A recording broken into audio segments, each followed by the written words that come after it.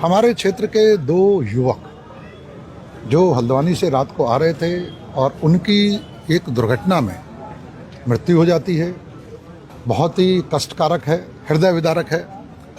जवान हमारे बीच के बच्चे हमारे बीच में चला जाना, और उसमें एक बच्चा तो उसकी 4 बहनें, उनका इकलौता भाई है, वास्तव में बहुत व्यथित करने वाला है। और मैं यहाँ पर उनके परिवार के साथ खड़ा हूँ। और जिस तरीके की दुर्घटना हुई है, मैंने पुलिस से भी बात की है। अभी तक की जानकारी के हिसाब से हम सबका मानना था कि कहीं ना किसी वाहन से एक्सीडेंट हुआ होगा। वो किसी वाहन से एक्सीडेंट नहीं हुआ। वो कहीं ना कहीं जो फ्लाईओवर बन रहा है पार्ले चौक के पास, वहाँ डाइवर्जन को न समझने के चक्कर में सीधा जाके एक्सीडेंट हुआ है, और उस एक्सीडेंट में वो दोनों युवा की मृत्यु हो गई है। तो मैंने पुलिस से पूरी जांच करने के लिए भी कहा है कि उसकी जांच भी करें, और मैं स्वयं भी मौके पर पुलिस को और एनएच के अधिकारियों को लेके थोड़ी देर बाद वहाँ जाऊँगा। इस बात को खुद देखूँगा कि दुर्घटना के कारण क्या हैं, और अगर दुर्घटना के कारण ऐसे हैं जो अवॉइड हो सकते हैं तो वहाँ पर उनका रेक्टिफिकेशन हो, ताकि ऐसी दुर्घटना की पुनरावृत्ति ना हो। इस बात को भी हम सुनिश्चित करेंगे। और वास्तव में ऐसे दो युवाओं का हमारे बीच में चले जाना इस प्रकार की दुर्घटना में बहुत ही कष्टकारक है, और मेरी सांत्वना परिवार के साथ है। और पुलिस को निर्देशित किया है, पुलिस पोस्टमार्टम अभी पंचनामा कर रही है और शीघ्र ही पोस्टमार्टम होगा। और ऐसे ही कष्ट की घड़ी में मैं अपने, जिसे कहते हैं कि जो युवा है, उन्हें श्रद्धांजलि भी देता हूँ और परिवार के साथ शामिल होता हूँ। देखिए, निश्चित रूप से इस तरीके के हादसे चिंताजनक है, और इस तरह के हादसों की, जैसे अभी ये हादसा ही हुआ, अब मेरी जगह कोई और विधायक होता तो स्वाभाविक परिवार के साथ खड़ा होता, पोस्टमार्टम कराता और यहाँ से चला जाता।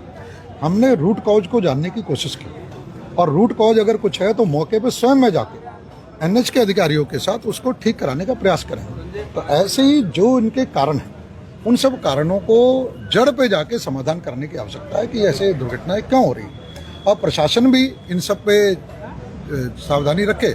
इस बात की मैं जिलाधिकारी महोदय से चर्चा भी करूंगा और वरिष्ठ पुलिस अधीक्षक से कि इसमें हम कैसे इन दुर्घटनाओं को कम कर सकते हैं। दूसरा, साथ ही साथ कहीं ना कहीं जो हमारे वाहन चालक हैं, चाहे वो डंपर चला रहे हैं, चाहे टुक टुक चला रहे हैं, चाहे बाइक चला रहे हैं, उनका भी जो ट्रैफिक सेंस है, जो ट्रैफिक रूल्स हैं, हेलमेट पहनना है, सावधानी रखना है, फ़ोन पे बात ना करना है, गाड़ी चलाते समय, जैसे डंपरों का कई बार होता है, शराब पी के गाड़ी चलते हैं, इन सब पर भी रोक लगे तो हमें पूरे प्रयास करने पड़ेंगे। आज बहुत दुर्भाग्यपूर्ण है, कुल 5 डेड बॉडी पोस्टमार्टम हाउस पे, 2 तो नौजवान लड़कों की डेथ हो गई।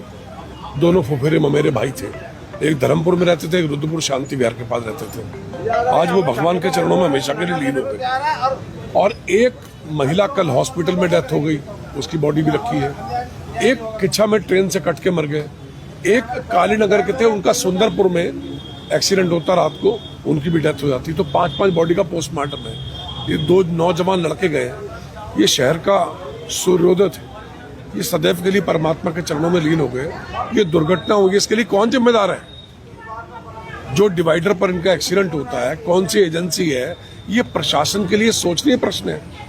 अगर आज हम यातायात के नियमों का पालन नहीं करेंगे, यातायात को सुदृढ़ नहीं बनाएंगे, ये सड़कों का हाल ठीक नहीं होगा, तो निरंतर लोग इस प्रकार से मरेंगे। और जहां तक हॉस्पिटल में महिला की डेथ की बात है, उस महिला के परिजनों को हमने राजी कर लिया है। अभी 5 आदमी पंचनामे पर साइन किए, अब पोस्टमार्टम उसका प्रारंभ करा रहे हैं। तहसीलदार मजिस्ट्रेट पहुंच गए, एक पैनल से उनका पोस्टमार्टम हो रहा है, और इनको बड़ी मुश्किल राजी किया है।